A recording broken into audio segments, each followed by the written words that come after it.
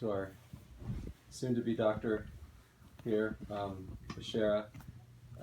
I've asked Robert to speak for about 45 minutes, and then we will engage in some Q&A, and that's it. And those that are here that are not part of the committee are welcome to talk if there's time at the end. I'm not timing this. I'll just, if we get close to 45 minutes, I'll just do this. Do you want me to start exactly on time at 10:30? No, start right now. Okay. All right, so the title of my dissertation, first of all, thanks everyone for being here. I appreciate it, and do enjoy the donuts and coffee, but not too much. Okay? So the title of my presentation, as you can see, is The Ideology of Counterterrorism, Islamophilia, and the Ethico-Political Subjectivity of U.S. Muslims, from Decolonial Psychoanalysis to Liberation Praxis. Pretty long title. Took me a long time to decide on this one. But whenever you hear me talk about ideology, usually think of kind of that combination, counterterrorism, Islamophobia, because it's hard to really convey that when you're speaking. So you have to kind of see it to get the dual meaning there. So these are, of course, images of key theorists who have informed my work, and that includes, of course, the committee, people that I learned a lot from, as well as important people in my life, like Connie is up there, my wife, and that's my sister. And I tried to, as I was writing the beginning of the dissertation, I found myself thinking about a lot of male theorists. So I felt this is kind of, it's going to be heavy androcentric, and I tried to think, I need to bring in a feminist perspective here to balance things out. And so I kept thinking about who are some feminist thinkers that really inform my work and offer a perspective that's unique and interesting. So some of those pictures are there. So this is a table of contents to give you a sense of the structure of what we're going to get into.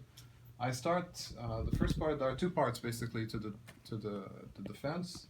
The first part is the big picture, which Neil kind of suggested that I think big and kind of introduce you maybe a little bit more personally to the topic itself, which is a little more theoretical.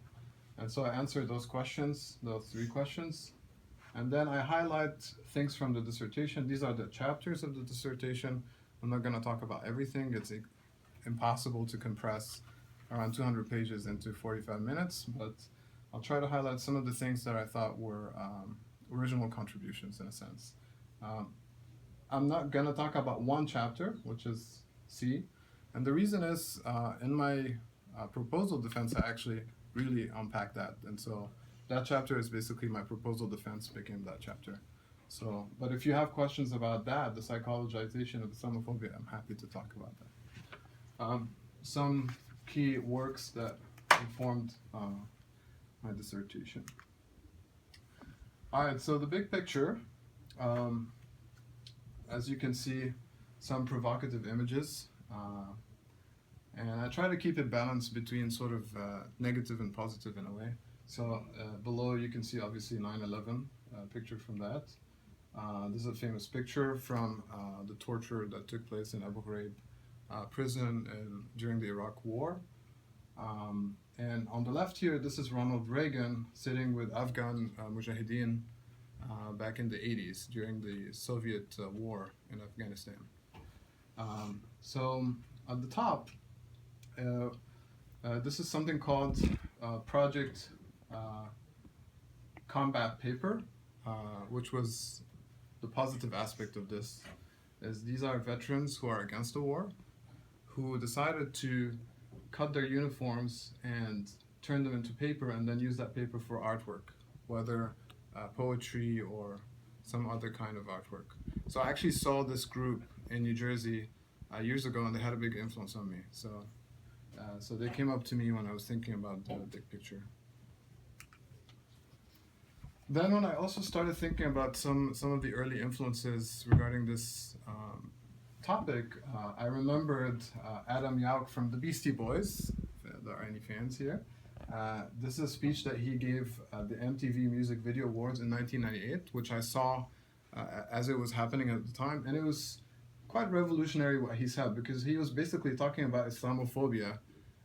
And this is 1 year after the publication of the Runnymede Trust report, which is considered the most important or first official report that kind of started Islamophobia studies in 1997 in the UK. So he's saying this in 1998 in the US at the MTV Music Video Awards, and everyone is like, where is this coming from? And I think it was kind of visionary and ahead of its time, because this is obviously before 9/11, and most people tend to tie Islamophobia to 9/11, which I think is false. So why did I pursue this project? Obviously the first answer is why not, but I have to say more than that because this is a defense. So I started researching the War on Terror discourse in 2014, but I intuitively knew in 2001 that something was not right about George W. Bush's call to arms speech. The first time I heard it, even though I was 17 years old at the time. However, it took me over a decade of reflection and analysis to pinpoint exactly what is wrong both rhetorically and logically with that speech and similar speeches, which index the archive of Orientalism. When I started doing a critical discourse analysis of counterterrorism, I came across the signifier Islamophobia for the first time, and I eventually came to realize that it is the name for my experience of being racialized as a terrorist in 2011. The task I set for myself over the last 4 years has been to figure out the exact link between counterterrorism and Islamophobia, Islamophilia. And to do that necessitated a precise fusion between critical theory and qualitative research, what I came to call decolonial psychoanalysis.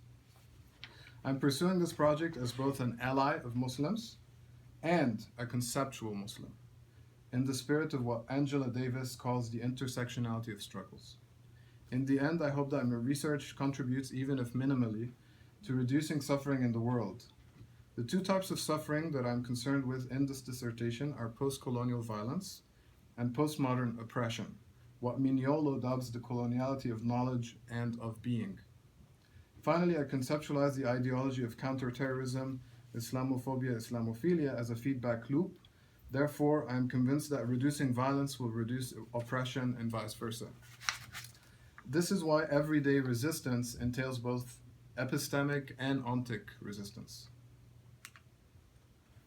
What does this project mean to me? The short answer comes from feminism. The personal is political. And here you can see it also written in Arabic. الشيء الشخصي هو شيء سياسي. So that's the translation in Arabic. The long answer, two key events came to quickly define the 21st century, 9/11 and the so-called War on Terror. These events compel me to argue, following Du Bois, that the problem of the 21st century is the problem of counterterrorism. And it certainly is, but it is also the problem of Islamophobia, Islamophilia. Hence why I address these two problems in tandem via the path of ideology critique. Using Kumar's work, the Israel connection to the ideology of counterterrorism, Islamophobia, Islamophilia is not incidental, for the founder of terrorism studies is none other than Benjamin Netanyahu, the current Prime Minister of Israel. This is a very interesting connection. So Netanyahu founded the Jonathan Institute in 1977, which organized possibly the first conference on international terrorism in 1979, according to Kumar. The Jonathan Institute, along with its conferences, has been informing U.S. foreign policy ever since the Reagan administration took power. The Institute also came to shape what we know today as terrorism studies, a state-centric field which lacks a subject and which has trouble defining its object. Let it be noted that Reagan, if you remember the picture from earlier, and not Bush Jr., was the first world leader to employ the war on terror discourse, according to Chomsky and others. Ironically, Reagan considered the Afghan Mujahideen freedom fighters, and he compared them to the founding fathers because they were fighting against the Soviet Union. But that is another story altogether. If 9/11 was a traumatic event that signaled the beginning of an ominous century, the war on terror was a consciousness-raising event for me. I was 19 at the time, but I knew intuitively that two wrongs don't make a right. I would argue that my political subjectivity grew out of my rejection of that war, which was sold to the world as the one and only solution to terrorism. So this is the RAND. If any of you are familiar with the RAND Institute, they're kind of a conservative organization, But here they've done this report analyzing 648 terrorist groups between 1968 and 2006 to just find out how actually terrorist groups end. So it's an important question. And this is what they found, is that most of the time they ended because they joined the political process. And the second largest reason is through local policing and intelligence agencies that are in the country. So as you can see, militarism works 7% of the time.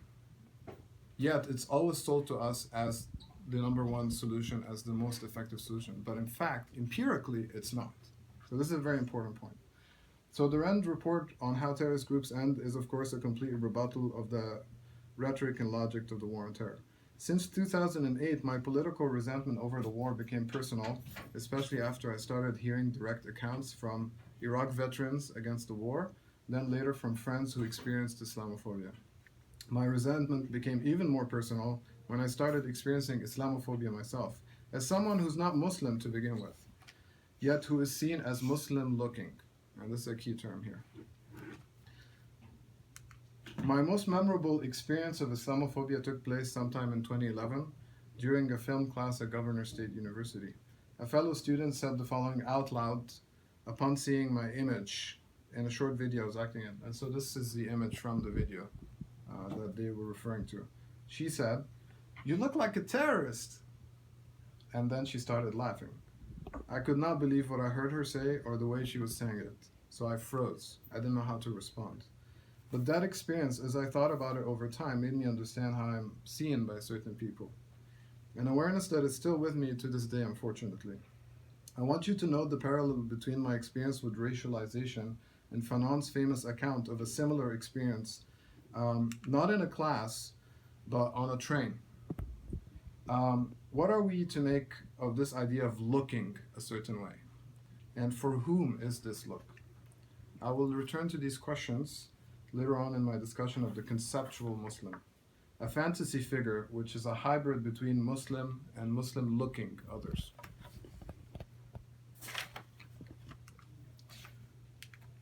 So why does this project matter as a piece of scholarship?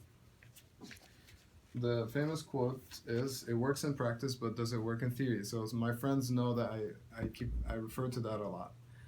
It's a funny little quote that when I used to live in Hyde Park, I used to hear people saying that all the time, which supposedly captured the ethic of research at the University of Chicago. They're not interested if it's working in practice. They're interested if it's working in theory, right?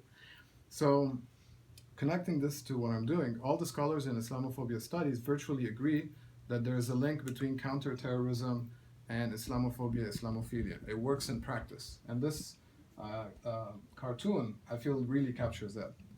You intuitively know that this makes sense. But I've never seen this link theorized in a satisfactory way. How does it work in theory?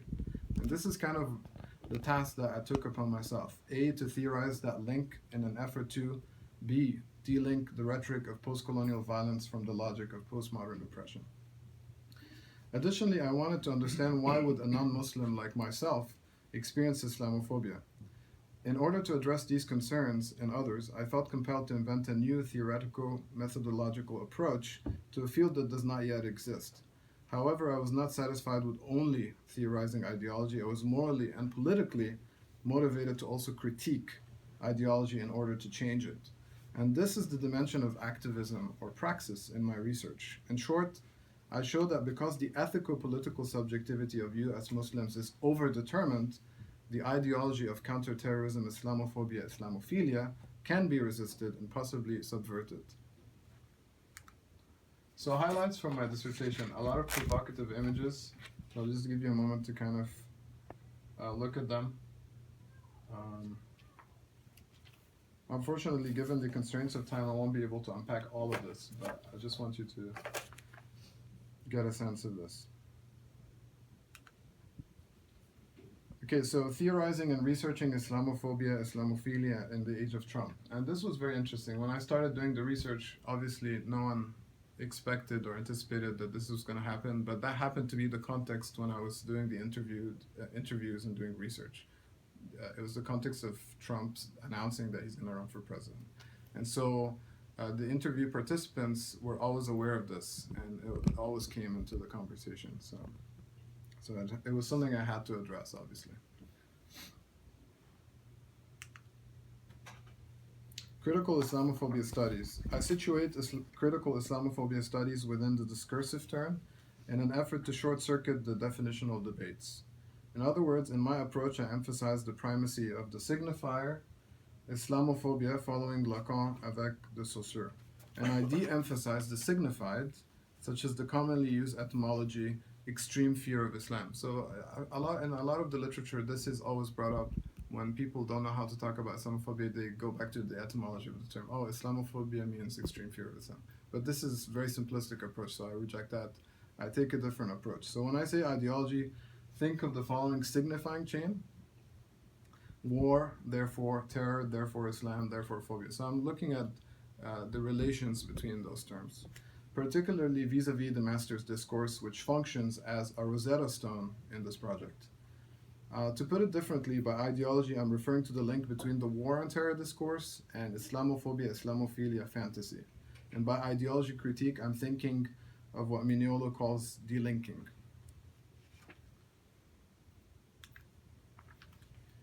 Decolonial psychoanalysis. In this dissertation, I developed what I term decolonial psychoanalysis as one approach to critical Islamophobia studies.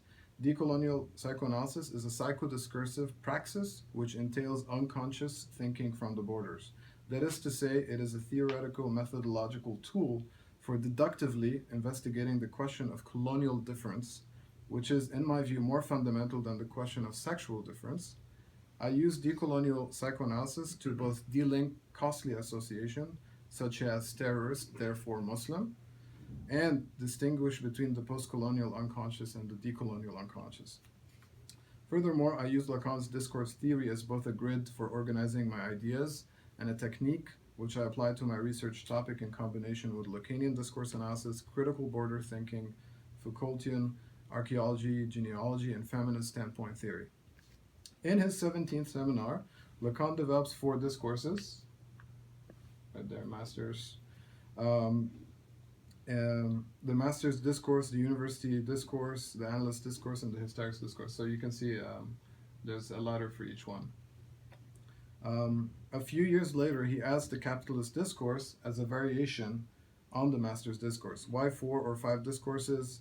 According to Fink, a total of 24 different discourses are possible using these 4 themes or symbols in the 4 different positions, and the fact that Lacan only mentions 4 discourses suggests that he finds something particularly important about the order of the elements.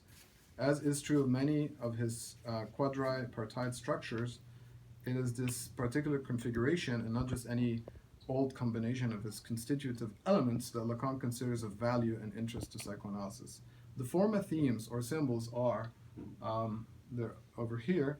The one that looks like a $sign reads Barth subject, S1, which is the master signifier, S2, knowledge, and A, which is surplus jouissance, an obvious reference to Marx's notion of surplus value. The objet A is undoubtedly Lacan's most difficult and most original concept. The shorthand definition for objet A is object cause of desire.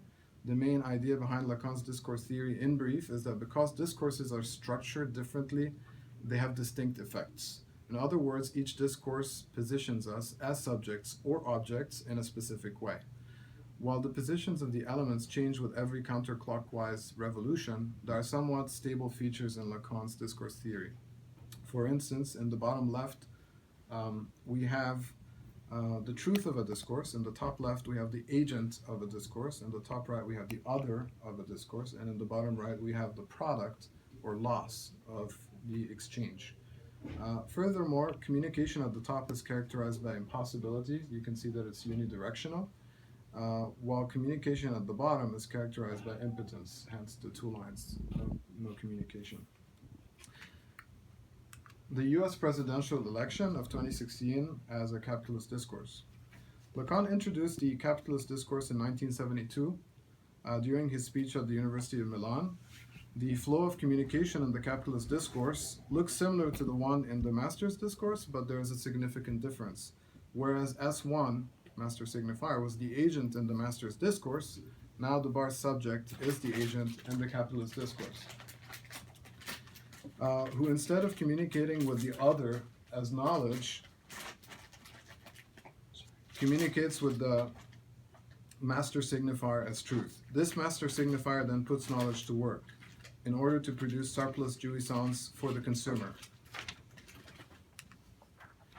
We start with the Islamophobic consumer. To contextualize my study, I will consider the Islamophobic Trump voter as the agent of the capitalist discourse, or the consumer. I'm not assuming that all who voted for Trump are Islamophobes. I'm referring only to the two types of Trump voters who are admittedly Islamophobic, namely American preservationists and staunch conservatives. According to Ekins, there are 5 types of Trump voters. However, the two types that concern me together constitute 51% of Trump voters, or around 32 million Americans. 85% of American preservationists, or around 12.5 million, and 82% of staunch conservatives, or around 10 million, strongly favor Executive Order 13769. In other words, around 22.5 million US citizens wholeheartedly support the Muslim ban. And you can see it here. S1 Trump. So I used to live in Chicago. This is the Trump Tower in Chicago. What a beautiful sign. So Trump was notorious for making Islamophobic and other bigoted statements during the campaign trail. After he was voted president, Beydoun immediately wrote an article with the title "Donald Trump, the Islamophobia President." Here's an excerpt from Trump's controversial statement as a presidential candidate. This is from 2015, which would later function as the basis for his Islamophobic executive order, which I just referred to, 13769. This is the whole statement. Donald J. Trump is calling for a total and complete shutdown of Muslims entering the United States until our country's representatives can figure out what is going on. Now, the interesting thing is that, so this is the exact copy from his website. At the time when I saw this, because as this was happening, I was hyper aware of this as it was unfolding. I downloaded it as a PDF. Then he deleted it from his website. So if you didn't have a personal copy of it, you won't find it anywhere. So this is my personal copy, just to let you know.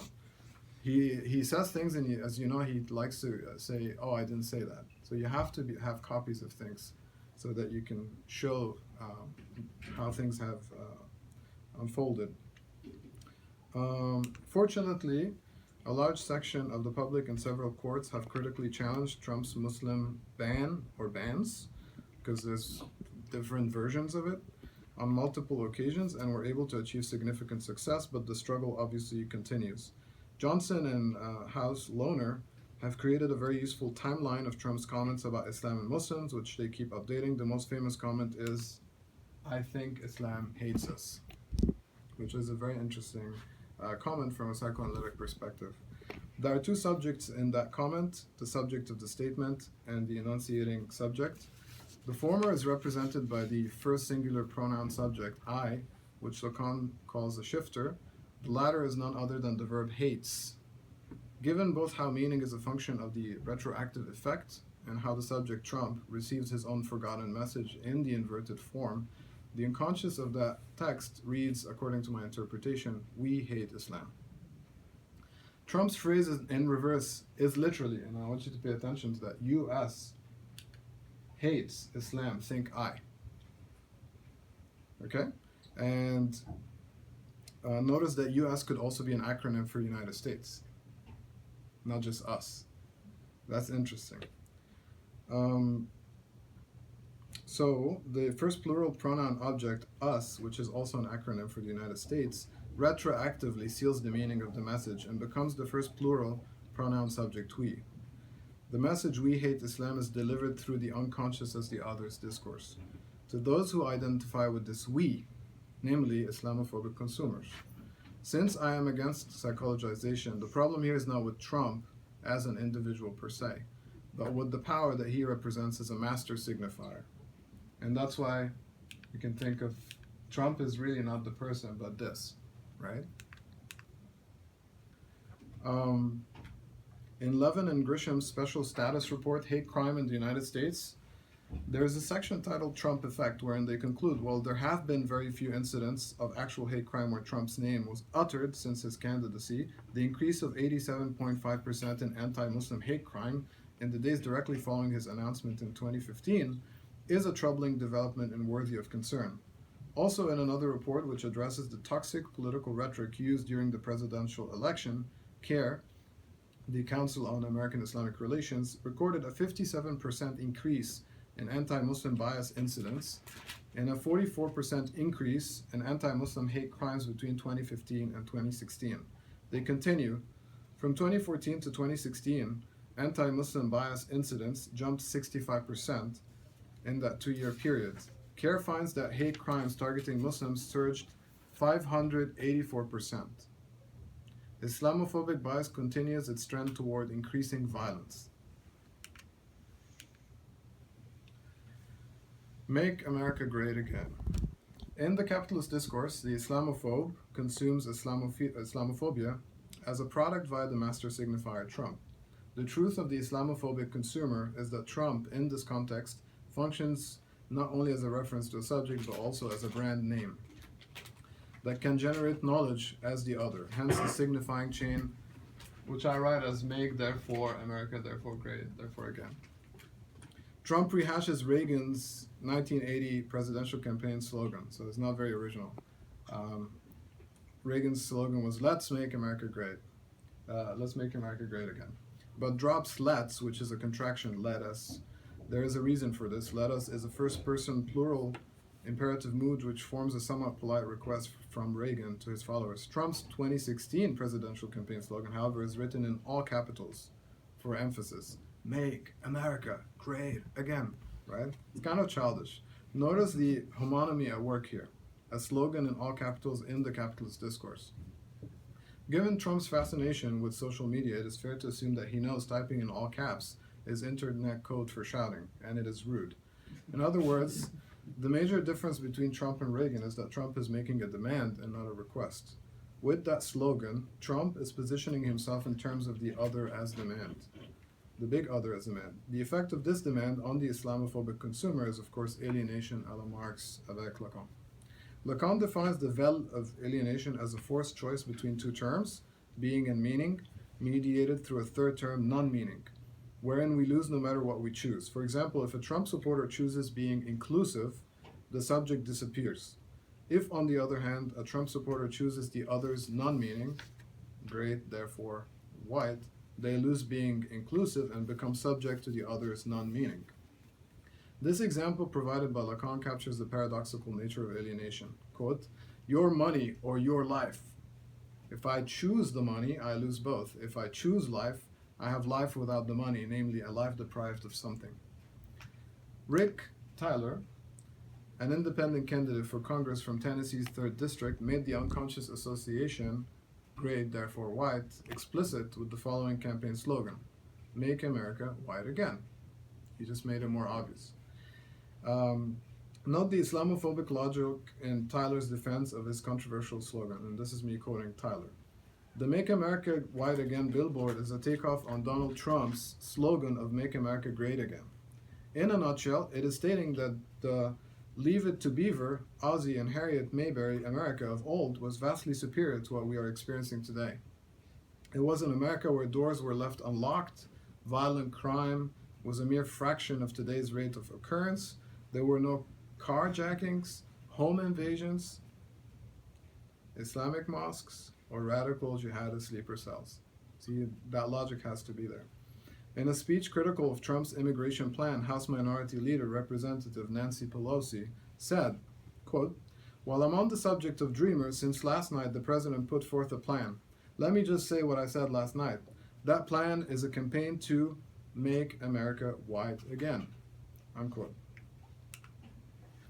The product or surplus jouissance in the capitalist discourse is the Islamophobia generated by the Islamophobia industry or network. Islamophobia as surplus jouissance causes the desire of the Islamophobic consumer to seek more of that kernel that makes the ideology function, namely inner greatness. The fantasy is produced through the subject's identification with the master signifier, the brand name that guarantees great jouissance. the difference between the Islamophobic consumer and the Islamophobia industry is the difference between amateur or unconscious Islamophobia and professional or conscious Islamophobia. Because the Islamophobia industry are really a group of people that make money from Islamophobia. That's why it's professional Islamophobia. And according to the CARES report from 2016, they made over $119 million in total revenue between 2008 and 2011 just from Islamophobia. So you can see how it's an industry. But most people index Islamophobia but don't make money from it, right? So that's an important distinction to make. So together, these two forms constitute everyday Islamophobia. This is what I call it, everyday Islamophobia. I'm obviously more interested in the unconscious part of it, because the conscious part is clear. These are people that make a living from Islamophobia, right? This is everyone else. And I include Trump on this side, and this could be debatable. I say that he's not intentionally making money from this, but maybe someone can show that he does. That's why I put him on the unconscious side. But it's still strong, right? So together, these two forms constitute everyday Islamophobia, which I critically theorize based on my qualitative analysis as internalized Islamophobia. And this is a very important link. I draw this conceptualization from the interviews, as hopefully will become clear. According to CARE's important report, Confronting Feared Islamophobia and its Impact in the US between 2013 and 2015, the Islamophobia network is comprised of 74 groups. The network has an inner core of 33 groups, whose primary purpose is to promote prejudice against or hatred of Islam and Muslims. Later, the report reveals between 2008 and 2013, inner core organization had access to at least over $205 million in total revenue. In other words, the ideology of counterterrorism, Islamophobia, Islamophilia, runs on a hate economy, which is generated via two overlapping economies: the political economy of violence, that is counterterrorism, and the libidinal economy of oppression, that is Islamophobia, Islamophilia. Another name for this hate economy is phallic jouissance, or what I call mythical jouissance, and here I use Walter Benjamin's conception of mythical violence. Jouissance is the French word for enjoyment or painful pleasure beyond the pleasure principle. Here's the distinction between phallic jouissance and other jouissance. Quote, jouissance insofar as it is sexual is phallic, which means that it does not relate to the big other as such. However, there is a specifically feminine jouissance, a supplementary jouissance which is beyond the phallus, a jouissance of the big other. Unquote. Just to be clear, the phallus, according to Lacan, is not a bodily organ, but the signifier of lack in the big other, which signifies that the other, like the subject, is also barred. Enter objet as the excessive or lost object in this barred other, which causes the subject's desire and holds the potential for jouissance when subjectified.